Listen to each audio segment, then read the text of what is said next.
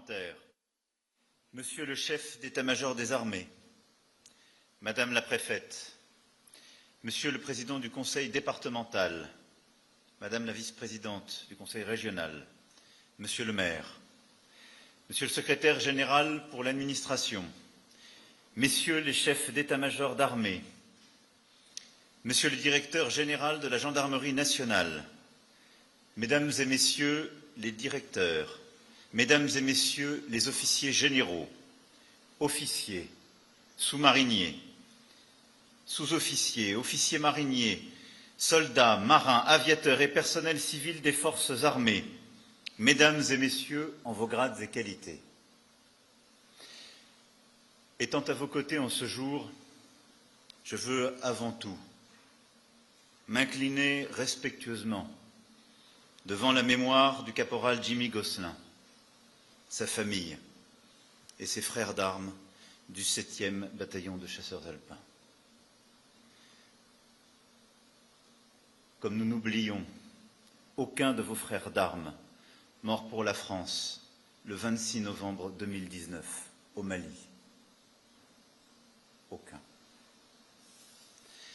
Je suis venu ici, à Vars,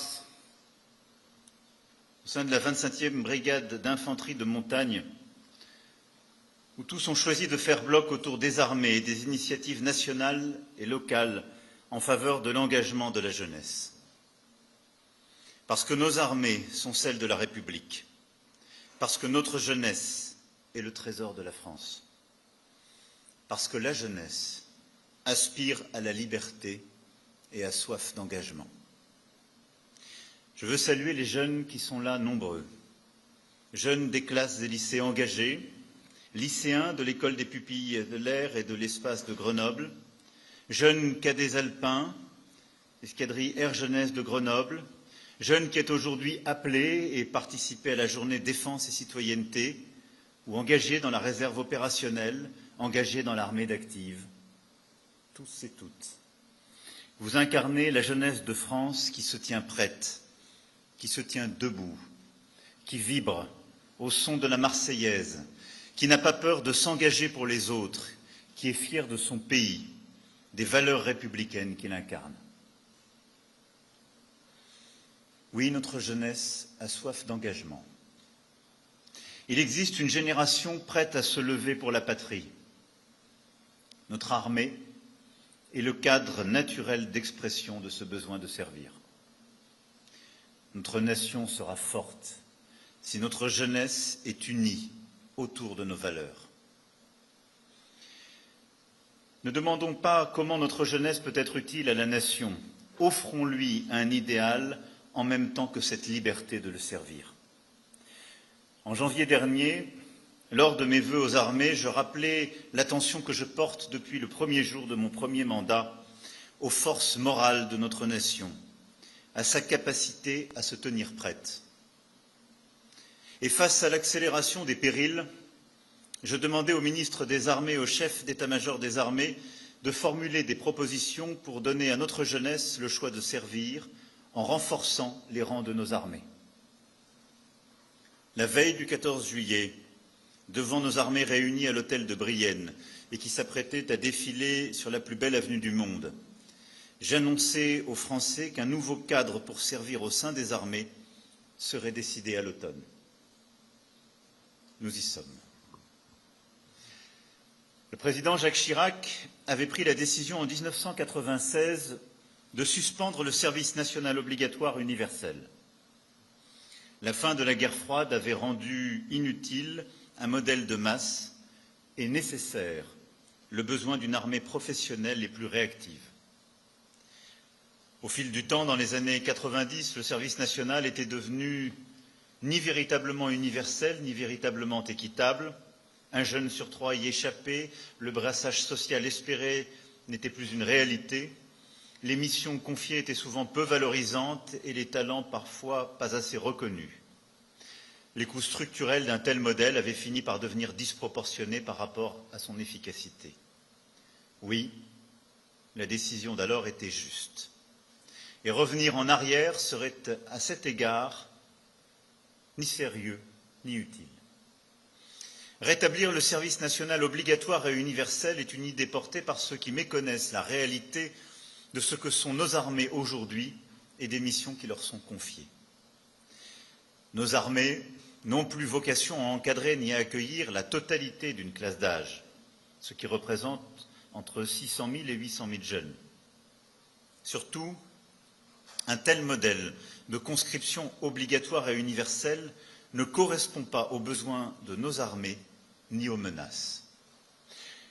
Dès 2018, à travers revues stratégiques, puis à travers les 2 lois de programmation militaire successivement votées, nous avons répondu à la menace telle que nous l'analysions, en réparant puis en modernisant nos armées.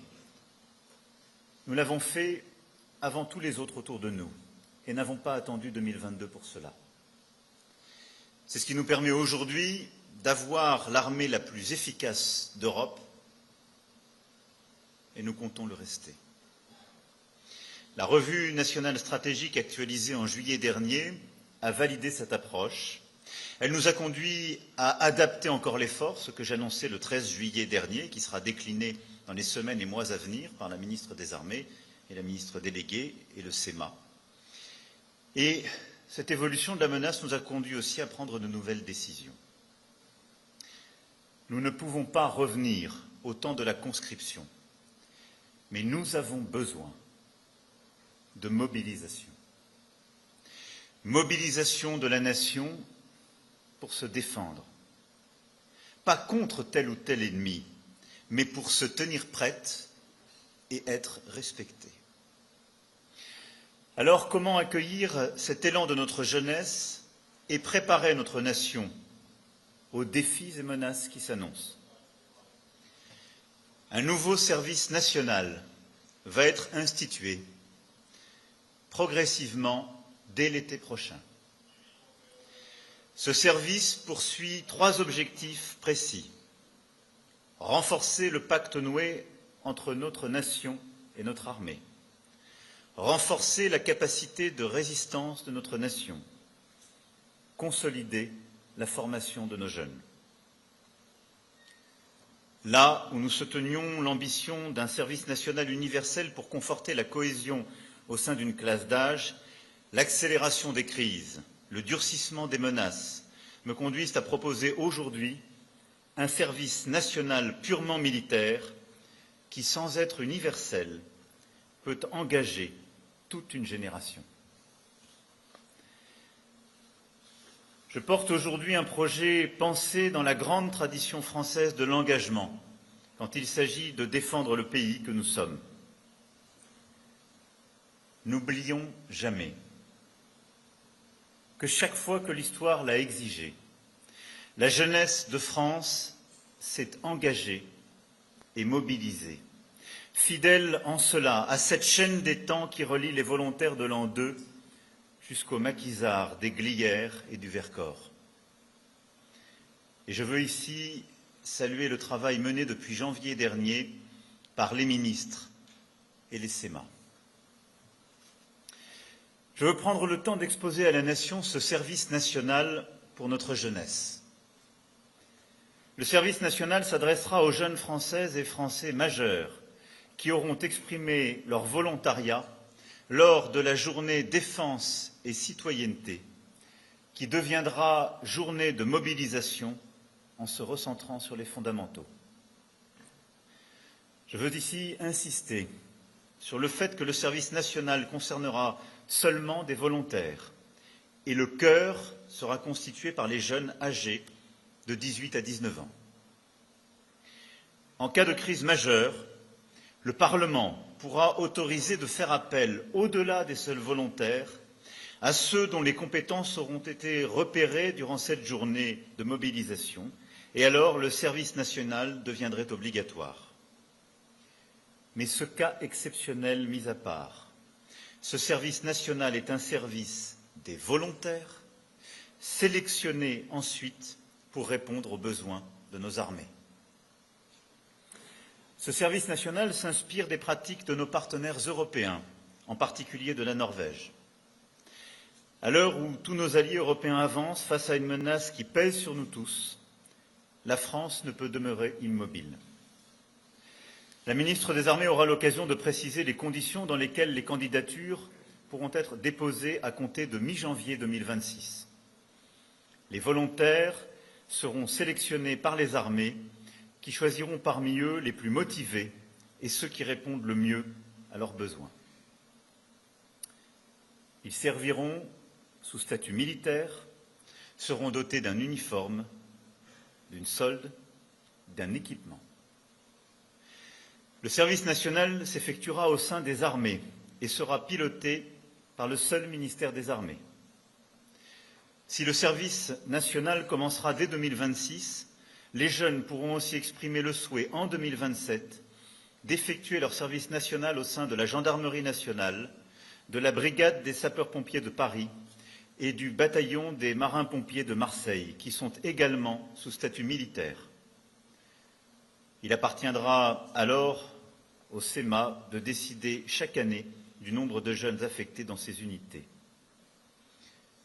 L'objectif que nous poursuivons est un objectif militaire. Nos jeunes du service national serviront pendant 10 mois, ce qui correspond à une année de césure et permet de s'inscrire parfaitement dans le parcours de nos jeunes. Nos jeunes du service national commenceront par une formation initiale d'1 mois, où ils apprendront ensemble les rudiments de la vie militaire. Ils acquerront l'esprit de discipline, se formeront au maniement des armes, à la marche au pas, au chant, à l'ensemble des rituels qui nourrissent la fraternité de nos armées et concourent à la grandeur de la nation. Nos jeunes du service national seront ensuite affectés durant 9 mois au sein d'une unité militaire, où ils effectueront les mêmes missions que l'armée d'active sur le territoire national. Ils ont vocation à la renforcer en fonction de ses besoins opérationnels, en densifiant progressivement ses rangs, et vivront au même rythme que l'unité d'affectation. Nos jeunes du service national participeront à toutes les missions, de sentinelle à l'assistance aux populations, à tous les postes, du terrain à l'état-major. Nos jeunes, je le dis avec clarté, serviront sur le territoire national et uniquement sur le territoire national, c'est-à-dire en métropole et dans nos outre-mer. Le service national, c'est le territoire national, car c'est la mobilisation pour nous défendre. Et je souhaite que cet emploi sur le territoire national soit prévu par la loi. Cet engagement sera encouragé et valorisé. J'ai validé les mesures en ce sens qui seront détaillées par le gouvernement. Après le service national, les jeunes pourront poursuivre leurs études ou se lancer dans la vie professionnelle civile, tout en intégrant la réserve opérationnelle. Ils seront accompagnés par les armées s'ils recherchent un emploi.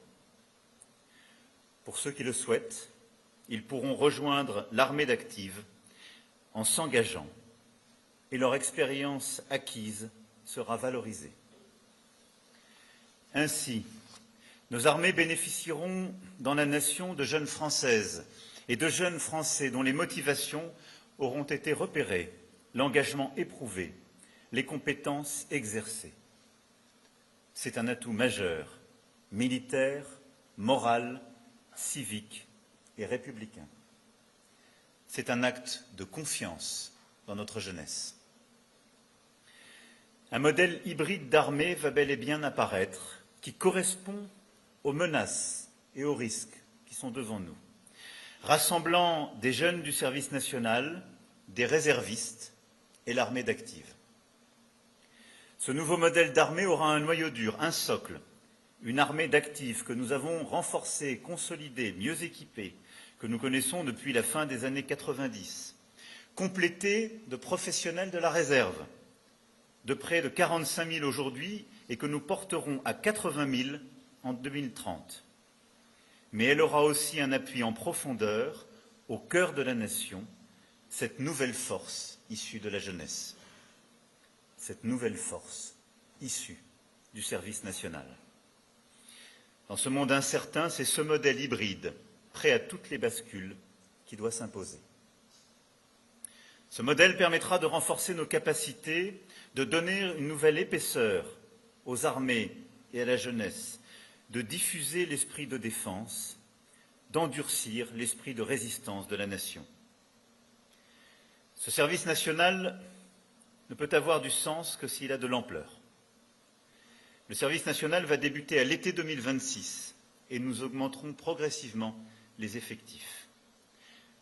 3000 jeunes seront choisis pour effectuer le service national à l'été 2026 et les promotions augmenteront progressivement pour atteindre 10 000 jeunes incorporés en 2030.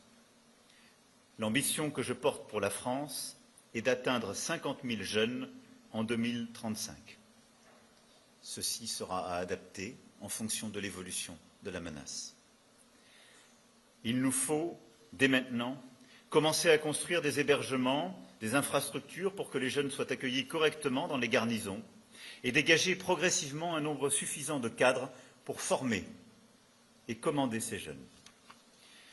Cet effort de défense sera financé par l'actualisation de la loi de programmation militaire 2026-2030 qui prévoit un budget supplémentaire de plus de 2 milliards d'euros pour le service national. C'est un effort important, il est indispensable. Parallèlement, notre nation doit mieux accompagner l'envie de servir de notre jeunesse. C'est ce que le ministère de l'Éducation nationale aura apporté. Voilà pourquoi, afin de consolider l'effort fait ces dernières années à travers le SNU, la durée des classes de défense et de sécurité globale va passer d'1 à 3 ans. Voilà pourquoi nos jeunes devront participer à au moins une cérémonie commémorative par an dans chaque établissement. Voilà pourquoi nous inciterons à effectuer les stages de seconde dans nos armées. Enfin, ce service national purement militaire complétera les dispositifs actuels d'engagement, comme le service civique, qui accueille plus de 100 000 jeunes chaque année. J'aurai l'occasion d'y revenir, mais services civiques et réserves civiles joueront un rôle clé dans la mobilisation non militaire de la nation et sa préparation aux nouveaux risques. Mesdames et messieurs, dans ce monde incertain où la force prime sur le droit et la guerre se conjugue au présent, notre nation n'a le droit ni à la peur, ni à la panique, ni à l'impréparation, ni à la division. La peur, au demeurant, n'évite jamais le danger. La seule façon de l'éviter, c'est de s'y préparer. C'est ce que font nos armées au quotidien. Elles le feront demain plus encore.